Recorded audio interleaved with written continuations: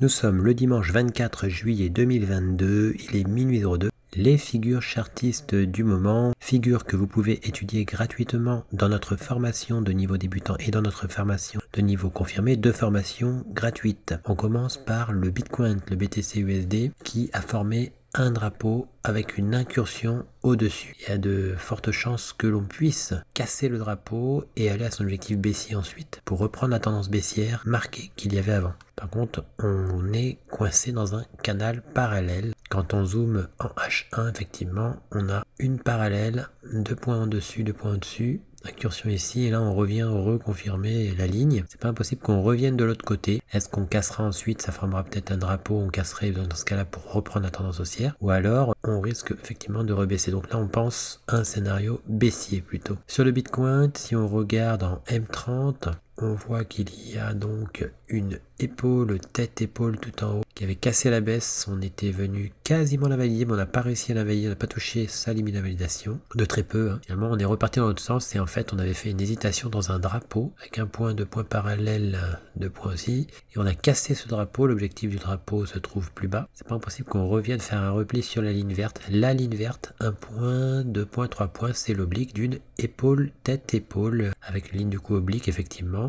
Épaule, donc tête, épaule, cassure ici, avec son objectif qui se rapproche de ce plus bas, qui n'est pas loin non plus de l'objectif de la première épaule tête-épaule, demi-objectif donc ici, et objectif de l'épaule tête-épaule verte ici, avec comme objectif maximal le retour sur le bas de la tendance qu'elle tente de retourner. Donc c'est pas impossible qu'on revienne d'abord repréciser la ligne du coup de cette épaule tête-épaule. Par ici on a prévu de refaire une vente. Si on revient dans le secteur, là, le pointier blanc, sachant qu'on a fait une première intervention à la baisse, donc un short ici, qu'on a fermé tout à l'heure ici. On tente de le refaire si on revient ici. Sur l'Ethereum, eh bien, on a toujours le triangle symétrique d'origine, son objectif du plus haut est touché. On a frôlé son objectif ici, son objectif H.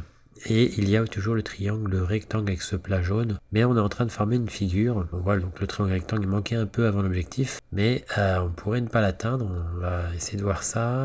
En M30, il y a une cassure d'un triangle rectangle, cassure baissière, cassure hésitante ici, cassure franche maintenant. On pourrait donc revenir sur le triangle rectangle, faire un pullback un peu plus net avant de repartir à la baisse d'après cette figure chartiste. Demi-objectif ici et on a son plus bas et puis son objectif maximal ce sera ici. Sur le pétrole WTI, on attend toujours un retour un petit peu sous le plat du triangle rectangle afin de racheter, puisqu'on pense toujours à une fausse cassure de ce plat pour une réintégration, puis finalement une cassure haussière de l'autre côté, donc une remontée qui contre-attaquerait alors l'objectif du drapeau qui, attention, pourrait fonctionner quand même jusqu'à son objectif baissier, et triangle rectangle donc jusqu'à son objectif encore plus baissier ici. Mais voilà, on imagine toujours un scénario de contre-attaque avec pourquoi pas la formation d'une épaule, tête, épaule avec épaule droite un peu basse pour racheter ici et espérer une remontée.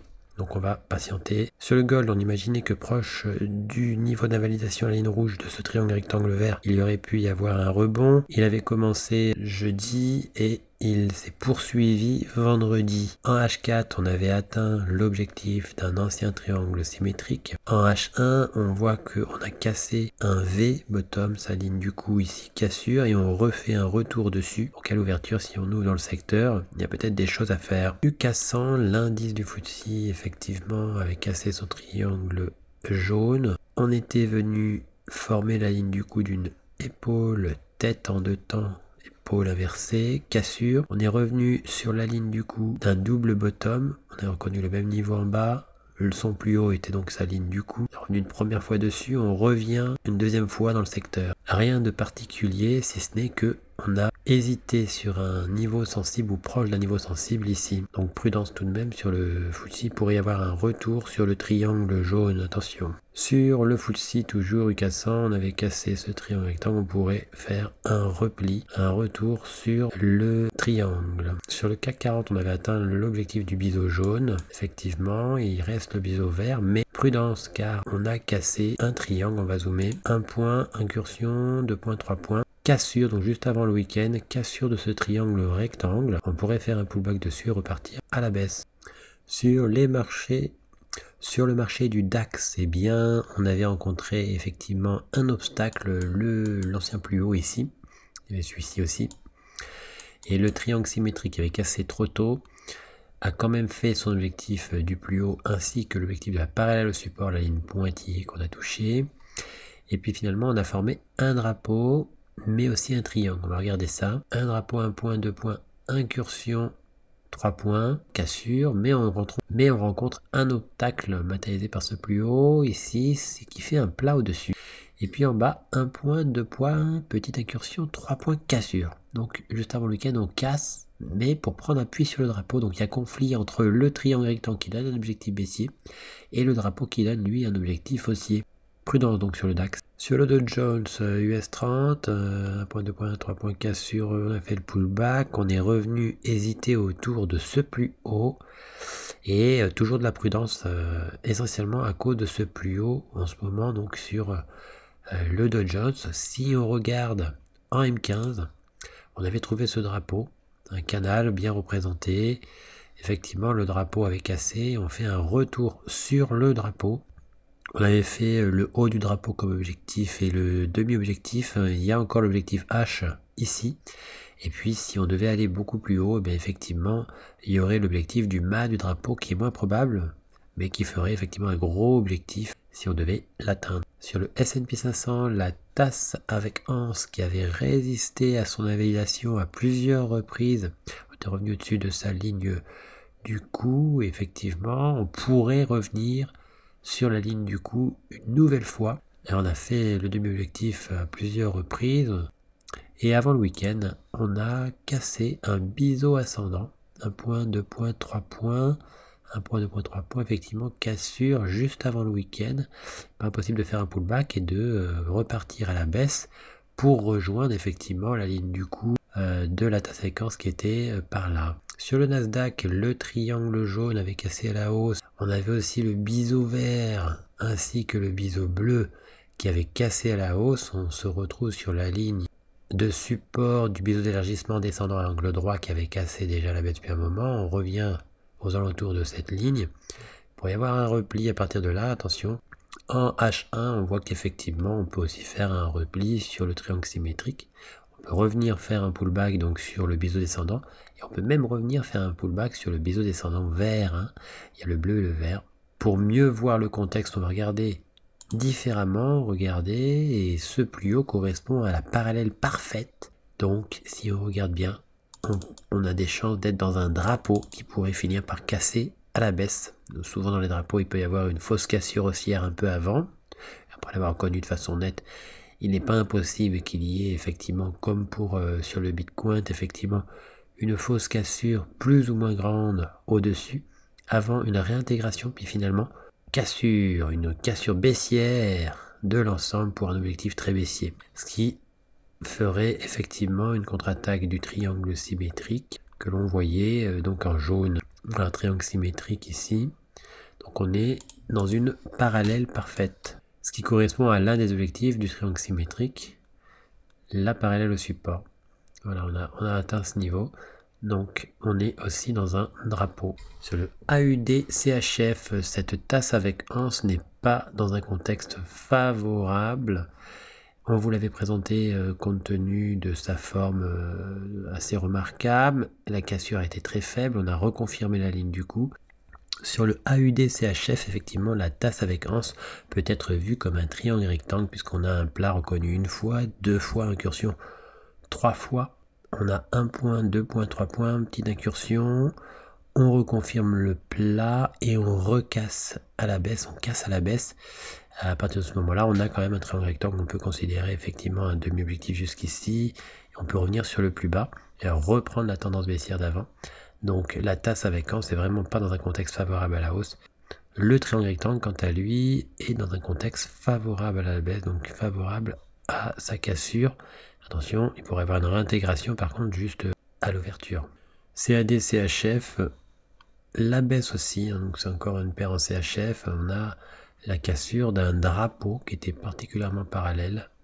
Voilà, cassure d'un drapeau, puis cassure du plat ici qui matérialise le plat d'un triangle rectangle.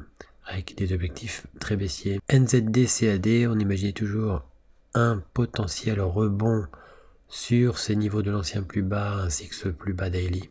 En H1, on avait cassé une épaule, tête, épaule inversée. On avait recassé de nouveau ici, mais ça n'avait pas duré. Pour autant, on n'est pas invalidé sur le bas d'épaule droite. Et cette fois-ci, on a une cassure un peu plus grande. Donc cela nous donne un potentiel vers le demi-objectif et l'objectif donc de cette épaule inversée. Sur l'euro CAD, eh bien, on est toujours en train de remonter depuis qu'on avait touché le demi-objectif de ce triangle rectangle. On pourrait revenir sur le plat du triangle rectangle, faire un pullback. Sur l'euro CAD, eh bien, on avait cassé cette épaule tête épaule, mais on a réintégré cette épaule tête épaule. On est repassé au-dessus de la ligne du cou. Prudence sur euro CAD. USD CAD, le triangle symétrique avait cassé à la hausse, formé un plus haut qu'on a du mal à franchir. On l'a quand même franchi, mais on est revenu à nouveau dessous. Quand on zoome en H4, on a le V avec son arrondi, niveau d'invalidation quasiment touché, on l'a frôlé pour quelques pips. Et finalement, il y a un rebond, et pas impossible que finalement on forme une épaule, tête, épaule, voilà, avec effectivement une remontée fort probable sur la ligne du cou du V-bottom. Et à ce moment-là, il y aura un choix, soit ça repartira à la baisse, et dans ce cas-là, effectivement, on rencontrera le triangle qui pourrait contre-attaquer l'épaule, tête, épaule, ou alors arriver sur la ligne du cou du V-bottom, on repartira à la hausse de façon plus franche. Ce sont des hypothèses, bien sûr, ce ne sont pas des garanties, il n'y a aucune garantie, il n'y a aucune certitude dans le trading. USD-CHF, la tasse avec anse est venue se faire invalider ici. Sur le GBP-AUD, on est venu acheter juste avant l'éventuelle cassure de ce plat qui formerait alors un nouveau triangle rectangle, ou plutôt un rectangle, puisqu'on a un plat au-dessus et un plat en dessous, même s'il y a des incursions avant. Et dans ce cas-là, ça ferait un objectif baissier pour reprendre la tendance baissière d'avant.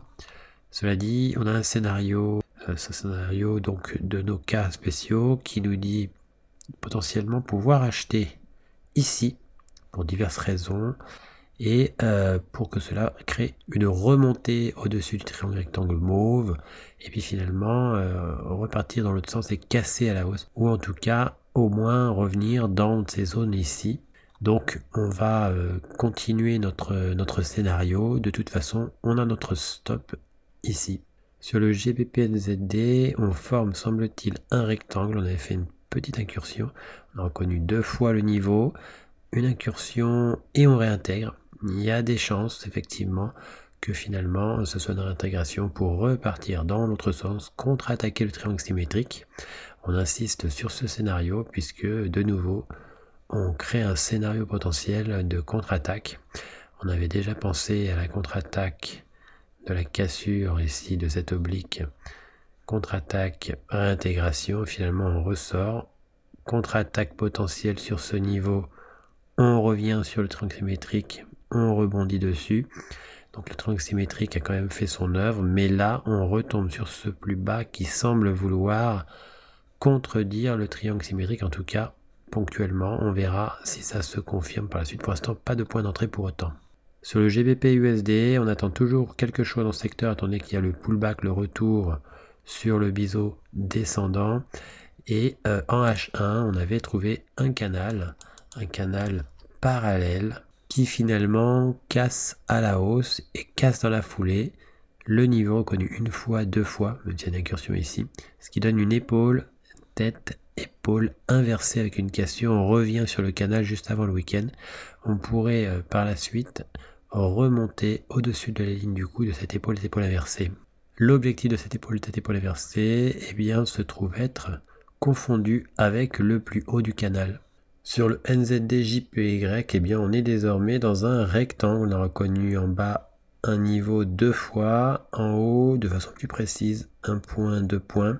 Effectivement, une cassure haussière donnerait un potentiel haussier. Sur le AUD-JPY, l'obstacle dont on vous avait parlé, effectivement, ce plus haut, se confirme. Effectivement, on est en train de faire un repli depuis l'avoir touché.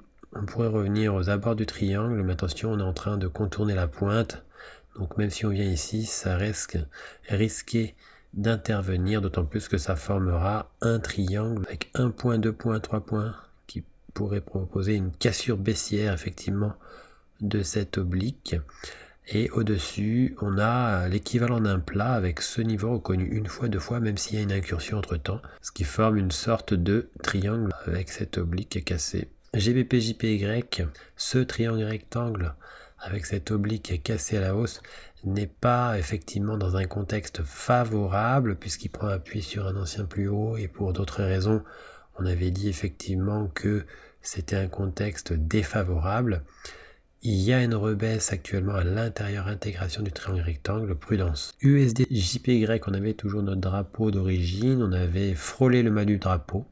On considérera que l'objectif est réalisé puisqu'on l'a quand même rasé, puis il y a un gros repli, donc ce scénario peut être abandonné. EuroJPY, on était revenu toucher le triangle rectangle. Après cette remontée, effectivement, on baisse plutôt bien, ça forme effectivement vraiment un pullback très net. On pourrait effectivement poursuivre la baisse jusqu'aux objectifs baissiers de ce triangle rectangle. Attention toutefois à ce niveau qui peut servir d'obstacle. Sur l'euro AUD, prudence tout de même parce qu'on a du mal à s'affranchir du niveau qu'on avait remarqué. On avait insisté dessus à plusieurs reprises et on a franchi ce niveau, mais on fait un retour dessus. Euro CHF, il semble qu'on se dirige vraiment vers l'objectif du drapeau d'origine. AUD USD, on a bien réintégré l'élargissement symétrique. En M30, on se rapproche de plus en plus du niveau d'invalidation de ce triangle symétrique. On avait quasiment fait son objectif ici. Sur l'euro USD, la parité a provoqué un rebond, mais ce rebond pourrait ne pas durer. La tendance baissière pourrait reprendre vers les objectifs du triangle symétrique. Rappelons que ce triangle symétrique en weekly avait cassé et donne des objectifs vraiment très baissiers. Pour recevoir gratuitement les nouvelles figures chartistes en notification, vous allez sur le site internet, vous cliquez sur Analyse VIP. Une fois que vous êtes sur Analyse VIP, vous cliquez sur S'abonner et puis vous n'aurez plus qu'à vous inscrire. Ici, vous mettez un mail, un mot de passe, vous indiquez que vous n'êtes pas un robot et vous mettez s'inscrire. Vous serez alors abonné, vous recevrez toutes les notifications des nouvelles figures trouvées, que ce soit les figures chartistes ou les figures harmoniques. Figures que vous pouvez étudier gratuitement dans nos 2 formations gratuites, le niveau débutant et le niveau confirmé. On a encore 3 autres niveaux qui eux sont payants. En cliquant sur figures chartistes, vous arrivez sur la liste des figures chartistes du moment que l'on a posté. Vous retrouvez aussi les vidéos concernant les analyses chartistes du moment. N'hésitez pas à venir aussi nous découvrir sur notre blog, tout en haut ici, blog. Vous y trouverez nos derniers posts, les défis Hard Trade, ainsi que toutes les nouvelles Hard Trade. À bientôt sur notre site hardtrade.com.